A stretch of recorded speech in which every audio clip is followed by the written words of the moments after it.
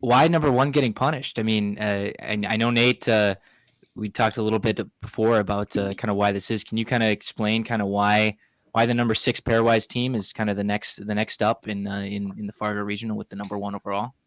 Yeah, so to start, and I did bracketology for the NCAA website for several years. So just if anyone's wondering where this is coming, so basically to start, a 1 seed must play a 4 seed, a 2 seed must play a 3 seed. They aren't locked in bracket integrity. And in this case, the 8, if you do the straight 1, 16, 8, 9, the 8 seed overall is Penn State. They host the Allentown Regional, so they must be in Allentown. And the easy flip would have been to just have Harvard, who's the 7th overall, play Ohio State, who's the 9th overall. But then the other difference is that 6 and 11 are St. Cloud State and Minnesota State. So if you have that as a regular one and you have that matchup already happening, there's not much of a difference. You're getting a little bit punished by having a higher 2 seed, but you're getting a little bit better by having a lower 3 seed. So it evens out on that, and it's kind of the NCAA's committee's thinking.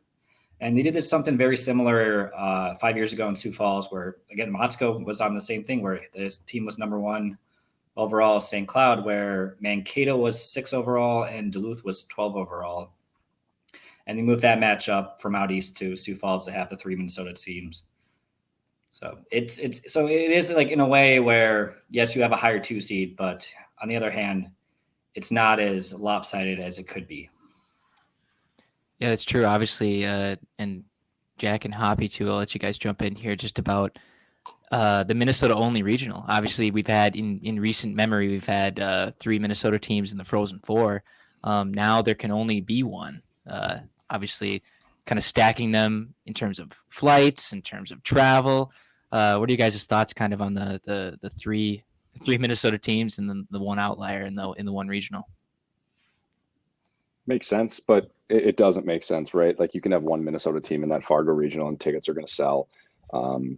That's kind of the frustrating thing. But then you want to keep teams out east, so they sell tickets. And I wish at the end of the day it wasn't about selling tickets and saving money, but that's a huge thing that goes into it. And like I point out, people are saying, why didn't we get Harvard? And you pull up the RPI points right now too, and the difference is 0.002 between St. Cloud and Harvard. So I think it's Harvard. I would say is just as good a team, if not better than St. Cloud. It's just probably Gopher fans that have a little bit of fear, honestly, of having to play that team or having to play Mankato that has ended our seasons the past 2 years. But I'm kind of excited about it. I look at it, the glass half full. I hope Mankato, wins their first game, and I hope we get to exercise some demons in all honesty.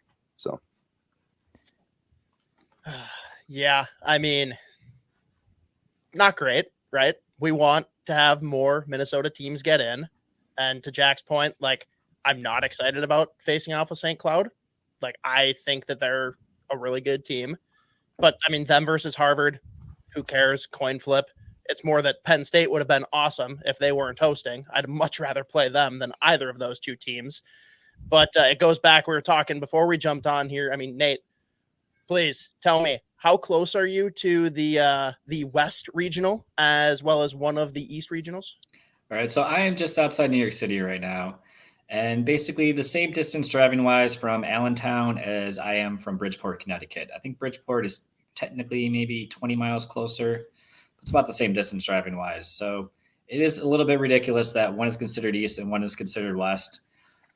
But at the end of the day, it raises just the bigger question is that the NCAA really struggles to get Western venues to bid on these regionals. My last year, there was none in the Midwest, because one was Allentown, one was Loveland, Colorado. So all these regionals are happening kind of on the fringes.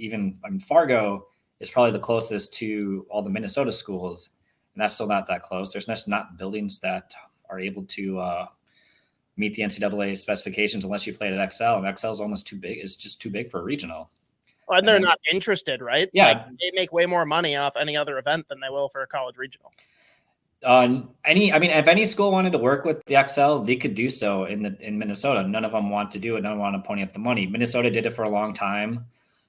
They've kind of shifted their priorities to hosting more of these championship events. The XL hosts the Frozen Four next year. I know they have the women's Frozen Four coming up in a couple of years at Ritter. They are hosting the Final Four coming up in the near future as well. So that's kind of where their priorities are. And yeah, no one else wants to host a regional. And the same thing's true in Michigan. There's 7 schools in Michigan. No one's hosted a regional there in a decade.